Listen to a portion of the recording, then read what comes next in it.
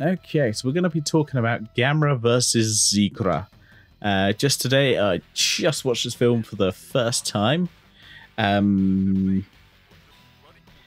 It's not bad. It's not as bad as Gamera versus Gamera Super Monster, but we'll get to that later. So basically, Jelly Bean aliens show up. Fuck over a moon base, because apparently we have a moon base now. I looked up Wikipedia. It says this film takes place in 1985, but I can't really see anything that confirms that. And nothing in the film said that's where it takes place. But a slight problem with this film, it takes place mostly in SeaWorld, so there's, that, whereas that's a little problematic. A little bit. Well, hello, vegan here. Maybe don't like animals being forced to perform, especially very intelligent animals that have generally killed their keepers. Basically, a boy and a girl who are adventurous and like to basically sneak away. They do it twice in the film. One time they sneak into a boat, which gets teleported onto a ship with the Jelly Bean aliens, who are actually from a planet which I can't remember the name of.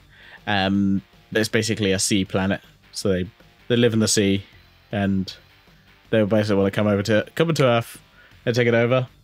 Well, not really, and they're not really that interested in humans, but more like humans would just be their food source. Basically, so they're obviously evil. We do have a sexy lady humanoid alien, who I don't know is humanoid, but I guess so. She has hypnotism powers, which she uses on the two parents of the children.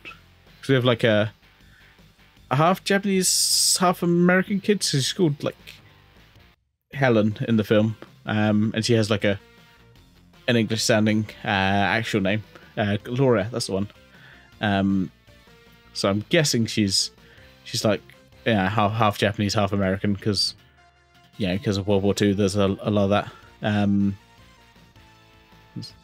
There's a lot of people living in Japan. A lot of Americans. But yeah, we have the main villain is Zigra, who's a kaiju who can actually talk, which is kind of a first. So far, we haven't had any of the kaijus that actually talk, which is interesting. It's like telepathic talking. But yeah, these kids basically their parents both dads get hypnotized throughout most of the film, and are basically just hypnotized for a while, and they save the kids. And the kids are like, yeah, no, space aliens, mate, space aliens. They're here to take over the world. And originally they're like, yeah, no, we're going to take over the world, and then they kind of a bit more abandoned that plan and would eventually just go, yeah, we'll just eat humans.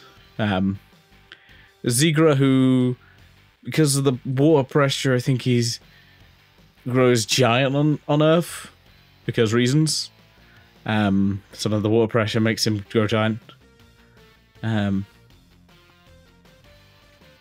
Zigra's kind of afraid. This kind of fucks over Gamera a bit. He almost kills him. He basically knocks him out. His eyes go.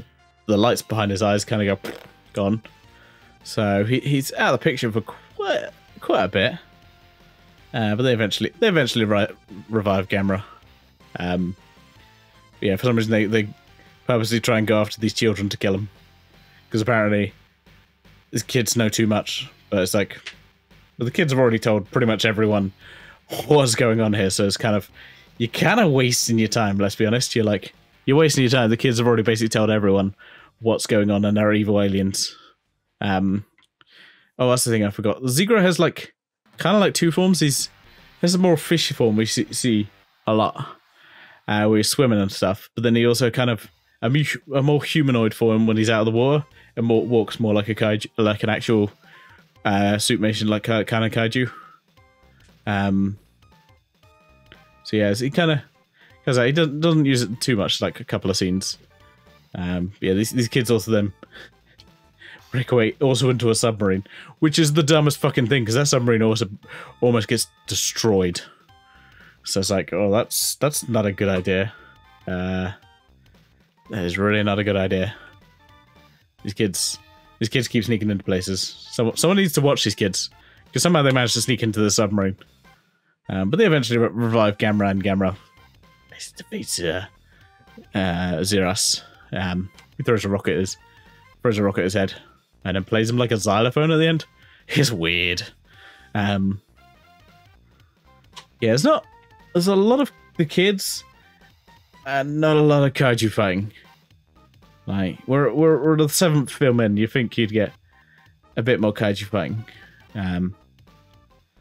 Yeah, this film has like an environmental message, which is hilarious because it came out at the same time as like Godzilla vs. Ghidorah, which that film very much has a much stronger environmental message because like it's like right at the start, and then right until the end they go oh yeah, we must protect the environment, do not litter, you're like all right. Yeah, don't litter and all that stuff, but it's like it just feels like it's almost tacked on, but it's just very interesting. This film came out the same time as Godzilla vs. Ghidorah. Let me just look up when did I was curious. Godzilla vs. Ghidorah. So that's 91. That came out July. Does this film predate this? I think it does. Ooh, 17th of July. So yeah, it predates it by a week, which is very interesting. It just like these two films come out almost the exact, within a week of each other, and they've both got a environmental message. Like I said, Godzilla vs. Ghidorah has it a lot stronger. It feels like it's there throughout most of the film, whereas this film, it just feels like it's there and it kind of goes, anyway. All right, it's back. It feels like it's kind of just, they kind of forget about it until right at the end. But yeah, Gamera vs. Zigra, it's not one of the best ones. I don't think. The kids are alright. It's just one of those things where Zigra's, I don't know. It doesn't look that great. He's, as a fish, he's just, most of the time he's just a fish. It's a fish.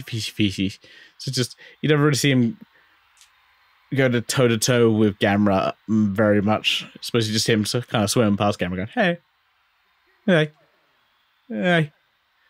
But yeah. Overall, it's a good one. But it's definitely not my favourite of the Gamera films so far. We've watched quite a few of them. I've become a bit of an expert. Not really. I still haven't seen the other ones, but yeah, let's go. Gamera vs. Zigra. Yeah, not much to say about it other than, yeah, I think it's kind of average to good is where I'd kind of base it in the average to good category. Kind of like there's nothing inherently bad about the film, but there's nothing that really makes it stick out, is what I'd say. But yeah, enough about that. We're gonna talk about, next week we're gonna talk about Gamera versus, nope. Sorry, it's literally like Gamera versus Baragon, Gamera versus Gaius, Gamera versus Virus, Gamera versus Gaion, Gamera versus Giga, Gamera versus Zigra. And then finally, for the last film, it's not Gamera versus. So we're going to be talking about Gamera Super Monster. Gamera versus Gamera Super Monster. Again, the last, only the first film isn't. Yeah, the first film and this film are not called Gamera versus something. So you have Gamera the Giant Monster, now we have Gamera Super Monster. Yeah, we'll talk about the last film we'll be doing of Gamera for a bit. Gamera Super Monster. So yeah, tune in next week for my review of Gamera Super Monster. I'll see you then, because yeah, we're tapped out. So ciao for now.